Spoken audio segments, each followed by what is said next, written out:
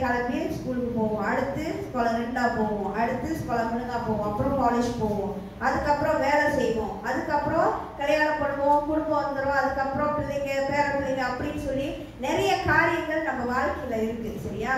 சின்ன பிள்ளைங்களா நம்ம எப்பயுமே சின்ன பிள்ளைங்களாவே இருக்க மாட்டோம், கண்டிப்பா வளருவோம். ஆமாவா? அப்போ நிறைய இந்த உலகத்துல பாடுகள் நிறைய இருக்கு, துன்பப்பட வேண்டியதோ அவசியமா இருக்கு. ஓகேயா? அடுத்து நம்ம இங்க பார்த்தோம்னா இப்பொழுது கொஞ்ச காலம் பலவிதமான சோதனைகளினாலே துக்கப்படுகிறீர்கள். நம்ம பலவித சோதனையில நம்ம என்ன செய்யறோமா? துக்கமா நம்ம இருக்கிறோமா? ஓகே.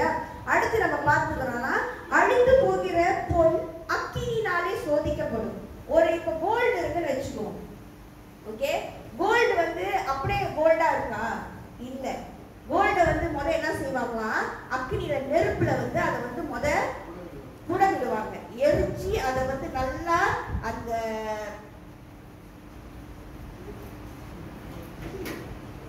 கோல்ட என்ன செய்வாங்க, நல்லா அக்கினியில எரிச்சு அதை குடவிடும் பொழுதுதான் அது எப்படி ஜொலிக்குமா? அந்த தங்கம் அப்பதான் பலன் மின்னுமா, தங்கத்தோட கலரே வருமா. அதுக்கு பின்னுக்கு எப்படி இருக்குமா? அது கருப்பா இருக்குமா, அது பார்க்கறதுக்கு சகிக்காதா, அப்படி இருக்குமா அந்த கோல்டு. ஆனா அதை நெருப்புல வச்சு அதை எரிக்கும் பொழுது அது எப்படி வருதா? நல்லா பொண்ணாக மின்னுது. அதுதான் அங்க பார்த்தோம்னா அழிந்து போகிற பொன் அக்கினினாலே சோதிக்கப்படும். இந்த பொன் என்னது? அழிஞ்சு போகிற ஒரு காரியம், அது பொருள். ஓகே. ஆனா அதை எரிக்கும் போதுதான், அப்படி அழிஞ்சு போற அந்த பொண்ணையே நெருப்புல எரிக்கும் பொழுதுதான் அது என்னதுன்னா அதோட வேல்யூ ஏறுது. அது இப்ப நம்மளால வாங்க முடியுதா? ஒரு கிராமே அவ்வளவு விலைக்கு இருக்கா? ஓகே. 400 வெள்ளிக்கு மேல இருக்குதான். அப்போ அது அப்படியாக இருக்கு. அதை பார்க்கிலும் அதிக விலையேற பெற்றதா இருக்கிற உங்கள் விசுவாசம் சோதிக்கப்பட்டு. ஓகே. விலையேற பெற்றது என்னது? விசுவாசம்.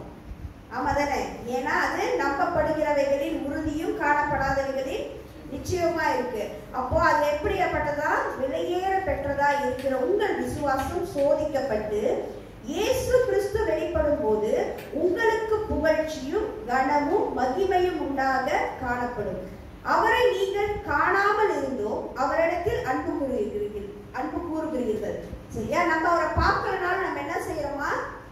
ஆண்டவரை அன்பு கூறுறோம். அன்பு பாடணும். அன்பு கூறுவேன், இன்னும் அதிகமாய் ஆராதிப்பேன், இன்னும் ஆர்வமாய். அப்போ ஆண்டவரை நம்ம துதிக்கும் பொழுது நம்ம அவரை பார்க்கல, ஆனாலும் நம்ம அவர் மேல ரொம்ப அன்பா இருந்து அவரை நேசிக்கும் பொழுது ஆண்டவர் நமக்கு தேவையான எல்லாவற்றையும் அவரு நம்மளுக்கு செய்கிறவராக இருக்கிறார். அவர் நம்மளுக்கு கனமும் புகழ்ச்சி எல்லாமே யார் கொடுப்பாரா?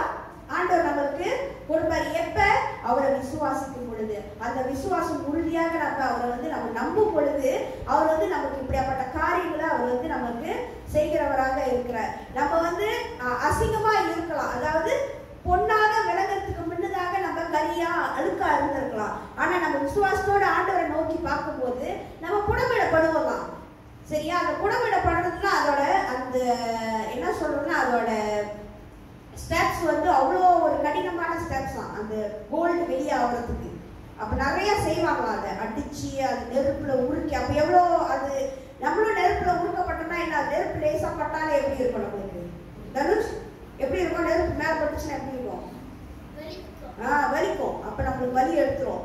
அப்போ அந்த மாதிரி நம்மளுக்கு கஷ்டங்கள் வரும், எல்லாமே வரும். ஆனாலும் காணாத தேவனை நம்ம பார்க்கும் பொழுது அவர் மாத்திரம் நம்ம விசுவாசத்தோடு நோக்கி பார்க்கும் பொழுது அவர் நமக்கு உதவி செய்கிறவராக, நமக்கு கனம் மகிமையை ஆண்டவர் மகிமையான தேவன், அதே மகிமை நம்மளுக்கு அவர் கொடுக்க வல்லவராக இருக்கிறார். அடுத்து நம்ம இங்க பார்த்தோம்னா அவரை நீங்கள் காணாமல் இருந்தும் அவரிடத்தில் அன்பு கூறுகிறீர்கள், இப்பொழுது அவரை தரிசியாமல் இருந்தும் அவரிடத்தில் விசுவாசம் வைத்து சொல்லி முடியாததும் மகிமையால் நிறைந்ததுமாய் இருக்கிற சந்தோஷம் உள்ளவர்களாய் களி கூர்ந்து உங்கள் விசுவாசத்தின் பலனாகிய ஆத்தும ரட்சிப்பை அடைகிறீர்கள். அப்ப நம்ம விசுவாசத்தோட ஆண்டவரை நோக்கி பார்க்கும் பொழுது நம்மளுக்கு என்ன காத்திருக்கு? ஆத்தும ரட்சிப்பு. அப்ப ஆத்துமா ரட்சிக்கப்பட்டுச்சுன்னா உடனே நம்மளுக்கு என்ன நிச்சயமாக இருக்கிறது? பரலோகம் நம்மளுக்கு நிச்சயமாக இருக்கிறது. அதுதான் நம்மளுக்கு வேணும். இந்த உலகம் நம்மளுக்கு நிரந்தரமா இல்ல. இந்த உலகம் நம்மளுக்கு நிரந்தரமே இல்லை. நம்மளுக்கு நிலையான இடம் எது? பரலோக ராஜ்யம் தான். அந்த பரலோக ராஜ்யத்தை சுதந்திரிக்க ஆண்டவர் நம்மளுக்கு இங்க வழியை ஆயத்தப்படுத்துறாரு. ஆமாவா இல்லையா? ஆமாவா இல்லையா? இப்போ தேவன் வந்து அவர் நம்ம கிட்ட எதிர்பார்க்கறதெல்லாம் ஒன்னே ஒண்ணுதான். அவரை எதுவுமே நினைக்காம, ஒண்ணுமே நம்ம மைண்ட்ல வைக்காம, கண்மூடித்தனமா ஆண்டவரை நம்புறதும் அவரை விசுவாசிக்கிறதும் தான் ஆண்டவர் எதிர்பார்க்கிறாரு நம்ம மத்தியில. ஆண்டவர் அதுதான், அதாவது பியூர் ஹார்ட். நம்மளோட ஒரு குழந்தை வந்து பூமியில பிறக்குதுன்னா அந்த குழந்தைக்கு வந்து எதுவுமே தெரியாதான். அது கண்மூடித்தனமா யாரை நம்புது? அவங்க பெத்த தாயை வந்து நம்புது. இவங்க நம்மளுக்கு செய்வாங்கன்னு. அதுக்கு யாராச்சும் சொல்லி கொடுத்தாங்களா? இல்ல. ஆனா அதுவா நடக்குது. ஆமாவா இல்லையா? அது போலதான் நம்மளும் ஆண்டவர் நம்மளுக்கு சொல்லி இருக்கிற வசனத்தை நம்ம வந்து ஆராயணும். ஆனா சந்தேகப்படக்கூடாது. ஆண்டவரோட வசனத்தை குறிச்சோ, ஆண்டவர் நமக்கு சொல்லி இருக்கிற காரியங்களை குறிச்சோ ஆராய்ந்து பார்க்கணுமே தவிர அதை வந்து சந்தேகப்படக்கூடாது. சந்தேகப்படும் பொழுது அங்க என்ன வருது?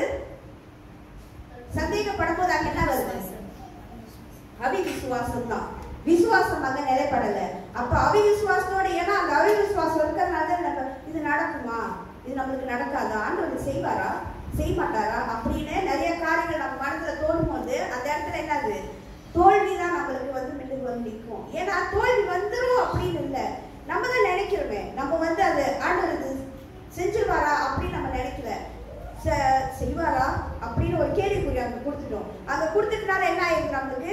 ஓ இது நடக்காதோ அப்படின்னு சொல்லும் போது அது நடக்காமதான் போகும். நார்மலாவே உலகத்தார்கள் சொல்றாங்க தானே, மேனிஃபெஸ்ட் பண்ணுங்க அப்படின்னு. நம்ம மேனிஃபெஸ்ட்லாம் பண்ண தேவையில்லை. ஆண்டவரை நோக்கி நம்ம பார்க்கும் பொழுது, விசுவாசத்தோட அவரை நோக்கி நம்ம பார்க்கும் பொழுது, அந்த விசுவாசத்துல நம்ம கேட்கிற ஒவ்வொரு காரியத்தையும் ஆண்டவர் நம்மளுக்கு வாய்க்க செய்கிறவராக இருக்கிறார். ஆமென். அடுத்ததாக நம்ம பார்த்தோம்னா கடைசியாக எபிரேயர் 10ஆம் அதிகாரம் வசனம் 38. எபிரேயர் 10ஆம் அதிகாரம் வசனம் 38. விசுவாசத்தினாலே நீதிமான் பிழைப்பார், பின்வாங்கி போவானானால் அவன் மேல் என் ஆத்துமா பிரியமாய் இராது என்கிறார். இங்க பாத்தீங்கன்னா பார்த்தோம்னா விசுவாசத்தினாலே யார் பிழைப்பாங்க? யார்? எனக்கு விளங்கல. நீதிமான். விசுவாசத்தினாலே நீதிமான் பிழைப்பான், பின்வாங்கி போவானானால் அவன் மேல் என் ஆத்துமா பிரியமாய் இராது என்கிறார். அப்ப கடவுள் என்ன சொல்றாருன்னா, நம்ம வந்து ஓகே, நம்ம நீதிமானாக்கப்பட்டிருக்கிறோமா இல்லையா? நம்ம நீதிமானாக்கப்பட்டிருக்கிறோமா இல்லையா? இயேசுவின் ரத்தத்தினால நம்ம எல்லாரும் நீதிமான்களாக்கப்பட்டு இருக்கிறோம். அப்ப அதை நம்ம விசுவாசிக்கிறோமா இல்லையா? எத்தனை பேர் விசுவாசிக்கிறோம்? எல்லாருமே விசுவாசிக்கிறோம். நம்ம எல்லாருமே நீதிமான்களாக்கப்பட்டு இருக்கிறோம். ஓகேங்களா? அப்போ அந்த விசுவாசத்தை நம்ம வந்து நினைக்கும் போது, ஆமா நாங்க நீதிமான்களாக்கப்பட்டு இருக்கிறோம் அப்படின்னு விசுவாசிக்கும் பொழுது நம்ம பிழைச்சிருக்கிறோம். எப்படி பிழைச்சிருக்கிறோம்னா, நம்மளுக்கு என்னது? அடுத்த கட்டத்துக்கு நம்ம போவோம், தேவனுடைய ராஜ்யத்திற்கு நம்ம வந்து சேர்க்கப்படுவோம். அதே நம்ம அந்த விசுவாசத்தை நம்ம விட்டுட்டோம்னா, நம்ம வந்து அதை நம்பலைன்னா நம்ம பின்வாங்கி போறோம்னு அர்த்தம். பின்வாங்கி போனா ஆண்டவரோட ஆத்துமா நம்ம மேல பிரியமா இருக்காது. ஆண்டவருக்கு நம்மளை பிடிக்காது. சோ நம்ம அவருக்கு பிடிச்சவங்களை, நம்ம எப்பயுமே இந்த உலகத்துல கூட எல்லாருக்கும் பிடிச்சவங்க நடந்துக்க நம்ம ட்ரை பண்ணுவோம். நம்மளால முடியலனாலும் எப்படியாவது நம்ம நல்லது செய்ய ட்ரை பண்ணுவோம். ஒருத்தவங்களுக்கு பிடிச்ச மாதிரி நடக்க நம்ம ட்ரை பண்ணுவோம். ஆனா இங்க ஆண்டவர் என்ன சொல்றாரு? நீ எதுவுமே செய்ய வேணாம், நீ என்ன விசுவாசி, விசுவாசத்தோட என்ன நம்பு. இந்த காரியம் நடக்குமோ நடக்காதோ அதை பத்தி உனக்கு கவலை இல்லை. செய்ய வேண்டியது நான் உனக்கு செய்யறேன். நீ வந்து விசுவாசி, நீ விசுவாசத்தோட இரு. என் மகனே மகளே, நீ விசுவாசத்தோட இரு, நான் உனக்கு செய்வேன் ஆண்டவர் சொல்றாரு. அதை மட்டும்தான் அவர் எதிர்பார்க்கிறாரு. நம்ம உள்ளத்துல இருந்து அவர் வேற எதுவுமே எதிர்பார்க்கல. இது நடக்காதுன்னு நீ நினைச்சினா அங்க அந்த ஆண்டவரோட அன்பு நம்ம கிட்ட இல்லாம போயிருது. அவருக்கு நம்மளுக்கு பிடிக்காம போயிருது. ஏன்னா ஒவ்வொரு தடையும் நம்ம பிள்ளைங்களுக்கு நம்ம அட்வைஸ் பண்ணும்போது அந்த பிள்ளை நம்ம கீழ்படியாம போகும்போது நம்மளுக்கு கோபம் வரும். இந்த பிள்ளை என்ன ஏசிடுவோம் தானே, ஏதாவது ஒரு வார்த்தை விட்டுருவோம், நீ எப்படியோ போ அப்படின்னு சொல்லிடுவோம் நம்ம. ஆனா அது போலதான் ஆண்டவர் நம்மளுக்கு வந்து எப்படி இருக்கிறார்? தாத்தாவா இருக்காரா, பாட்டியா இருக்காரா, இல்ல வந்து அவர் சொல்றது ஒன்னே ஒண்ணு என்னது, நான் உனக்கு தாயும் தகப்பனுமா இருக்கிறேன். அப்ப பெத்தவங்க கிட்டதான் அந்த உண்மையான அன்பு இருக்கும். அப்ப அவங்க கூட அந்த அன்பு கூட மறுதளிச்சு போயிடும். ஆனா ஒருபோதும் மாறாத அன்பு யாரோடதான்? நம்ம இயேசு கிறிஸ்துவோட அன்பு, அவரோடது பியூரான உண்மையான அன்பு. அப்ப அந்த அன்பு மேல நம்ம விசுவாசம் வைக்கும் பொழுது, அந்த விசுவாசத்தோட நம்ம இருக்கும் பொழுது அவர் வந்து நம்மள வந்து அன்போட நம்மளோட தேவைகளை அவர் சந்திக்கிறவரா இருக்கிறாரு. அந்த இடத்துல சந்தேகம் வந்துருச்சுன்னா அவருக்கு வந்து அவர் சொல்றாரு, அந்த ஒரு மனிதன் வந்து என்னை நம்பல, என்னை விசுவாசிக்கலன்னா அவன் மேல என் ஆத்மா வந்து பிரியமா இருக்காது. அப்ப ஆண்டவர் வந்து போ, எப்படியா போ அப்படின்னு விட்டுருவாரு. அப்போ நம்ம ஒவ்வொரு காரியத்தை நம்ம செய்யும் பொழுது ஆண்டவர் மேல நம்ம விசுவாசத்தோடு, ஆண்டவரை நீங்க இதை எங்களுக்கு செய்வீங்க. இப்ப கூட இந்த திருச்சபையில எத்தனையோ நாட்காலிகள் இருக்கு, நம்ம விசுவாசத்தோடு ஜெபிப்போம். நம்ம ஜெபிக்கும் பொழுது ஆண்டவர் கூட்டிட்டு வருவாரு. ஏற்கனவே ஒரு போதகர் நம்ம சர்ச்ல நம்ம கூட்டம் வைக்கும் பொழுது அவர் அதான் சொன்னாரு, நம்ம ஆள் சேர்க்க தேவையில்லை, ஆனா நம்ம செய்யற ஒரே காரியம், நம்ம வாரம் நம்ம பாஸ்டர் சொல்லுவாரு, என்ன சொல்லுவாருன்னா ஜெபம் பண்ணுங்க, கூடி ஜெபிங்க அதுதான் சொல்லுவாரு.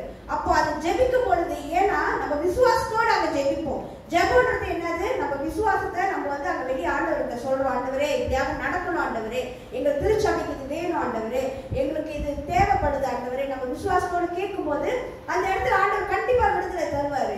இந்த தபச காலத்துல கூட நிறைய பேர் நம்ம வந்து உபவாசத்தோட இருப்போம். உபவாசத்தோட இருக்கும் பொழுது நம்ம எப்படி இருக்கிறோன்ற நம்ம வாழ்க்கையை வந்து நம்ம சோதிச்சு பார்க்கணும். நம்ம விசுவாசத்துல குறைவுபட்டிருந்தோம்னா ஆண்டவர்கிட்ட நம்ம கேட்போம், ஆண்டவரே ஞானத்துல குறைவுபட்டிருந்தா என்கிட்ட ஞானத்தை கேளுங்க. அதே போல விசுவாசத்துல குறைவுபட்டிருந்தா கூட ஆண்டவரே அந்த விசுவாசத்துல நிலைச்சிருக்க எங்களுக்கு அந்த உறுதியை தாங்க, ஆண்டவரே நம்பப்படாதவர்களின் உறுதியை எங்களுக்கு, காணப்படாதவர்கள் நிச்சயமா இருக்கிற உங்களோட விசுவாசத்தை எங்களுக்கு தாங்க, ஆண்டவர் நம்ம கேட்கும் பொழுது ஆண்டவர் நம்மளுக்கு தருகிறவரா இருக்கிறாரு. அந்த விசுவாசத்தோட நம்ம ஜெபிக்கும் பொழுது நம்ம திருச்சபையிலும் சரி, நம்ம வாழ்க்கையிலும் சரி, நம்ம வீடுகளிலும் சரி, இந்த உலகத்திலும் சரி, நம்ம ஜெயம் எடுக்கிற பிள்ளைகளாக நம்ம காணப்படுவோம். ஏன்னா தேவனால் பிறப்பதெல்லாம் உலகத்தை ஜெயிக்கும். வசனம் சொல்லி இருக்கிற நம்ம முதல் பார்த்து 1 பேதுரு 1ஆம் அதிகாரம் மன்னிக்கணும் இல்ல எபிரேயர் 1 யோவான் 5ஆம் அதிகாரம் 4ஆம் வசனத்துல, 1 யோவான் 5ஆம் அதிகாரம் 4ஆம் வசனத்துல, தேவனால் பிறப்பதெல்லாம் உலகத்தை ஜெயிக்கும், நம்முடைய விசுவாசமே உலகத்தை ஜெயிக்கிற ஜெயம். அப்ப அந்த உலகத்தை ஜெயிக்கிற ஜெயத்தை ஆண்டவர் நம்மளுக்கு தருவாரு. எப்போ? நம்ம ஆண்டவரை விசுவாசிக்கும் பொழுது. நம்மளும் விசுவாசத்தோட ஆண்டவரை நோக்கி பார்ப்போம். ஆண்டவர் நம்மளோட விசுவாசத்தை இன்னும் உறுதிப்படுத்தணும், நம்ம ஜெபிப்போம். நம்மளுக்கான காரியங்களை நம்ம வந்து ஆண்டவர்கிட்ட கேட்கும் பொழுது கண்டிப்பாக நமக்கு அவர் வாய்க்க செய்வார். நாம் தலையில சாய்த்து நாம் ஜெபம் செய்வோம். நன்றி தகப்பனே சுவாமி, நன்றி ராஜா. அப்பா பிதாவே, ஓ கர்த்தாவே, கூட கர்த்தாவே சுவாமி, ஆண்டவரே விசுவாசமானது நம்பப்படுகிறவர்கள் உறுதியும் காணப்படாதவர்கள் நிச்சயமா இருக்கிறது என்று சொல்லி இருக்கிறீர் ஆண்டவரே. அப்பா இதோ இந்த உண்மை விசுவாசிக்கிற விசுவாசம் ராஜா இந்த உலகத்தை ஜெயிக்கிற ஜெயமாக விளங்குகிறது ஆண்டவரே. அப்பா இப்படிப்பட்ட விசுவாசத்திலே நாங்கள் நிலைத்திருக்க என் தேவனாகிய கர்த்தர் உம்மை நோக்கி நாங்கள் பார்க்க கிருபை தாரும் ஆண்டவரே. அப்பா எங்களோடு கூட நீங்க வாசம் செய்கிற கிருபைக்காய் உமக்கு ஸ்தோத்திரம் கர்த்தாவே. அப்பா இதோ ராஜா நீர் தொடர்ந்து எங்களை வழி நடத்துங்க ஆவியானவரே. அப்பா எங்கள் தேவைகள் எல்லாம் நீங்க சந்திங்க ஆண்டவரே. அப்பா பிதாவே, இதோ கர்த்தாவே இங்க வந்திருக்கிற ஒவ்வொரு பிள்ளைகளை தொடுங்க ஆண்டவரே. உங்க கரம் ராஜா, அப்பா உங்களுடைய தூய கரம் ஒவ்வொரு பிள்ளைகளையும் கர்த்தாவே ஆண்டவரை ஆசீர்வதிக்கவும் வழி நடத்தவும் கிருபை தாரும். தொடர்ந்து நீர் நடத்தும், உங்களுடைய வார்த்தையினால் நடத்தும், உங்களுடைய வசனத்தினால் நடத்தும். இதோ கர்த்தாவே உம்மை விட்டு நாங்கள் வழி விலகாமல் கர்த்தாவே உங்களுடைய பாதையிலே நாங்கள் நடக்க கிருபை தாரும். தொடர்ந்து நீரே கர்த்தாவே ஆண்டவரை பொறுப்பெடுத்து வழி நடத்த முடியாது. இயேசுவின் நாமத்தில் கேட்கிறோம் நல்ல பிதாவே, ஆமென்.